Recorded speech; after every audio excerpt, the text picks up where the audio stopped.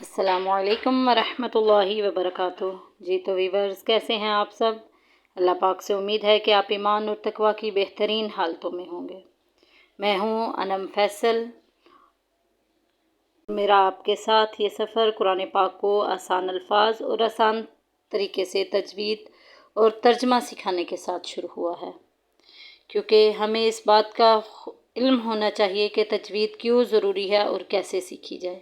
اللہ سبحانہ و تعالیٰ قرآن مجید میں ارشاد فرماتا ہے وَرَتِّلِ الْقُرْآنَ تَرْتِیلًا، قرآن مجید کو خوب ٹھہر ٹھہر کر پڑھو، اس طرح پڑھو جیسے اس کے پڑھنے کا حق ہے۔ حدیث کا مفہوم ہے، جب کوئی بندہ خوش آوازی کے ساتھ قرآن مجید پڑھتا ہے تو فرشتے اس کی تلاوت سننے کے لیے آتے ہیں۔ تو ترجمہ ہمیں کیا بتاتا ہے؟ ترجمہ ہمیں بتاتا ہے کہ اس میں کیا لکھا ہے۔ تفسیر بتائے گی کہ ہم اس پر کیسے عمل کر سکتے ہیں اور عمل کر کے اپنی زندگی اور آخرت کو سنوار سکتے ہیں۔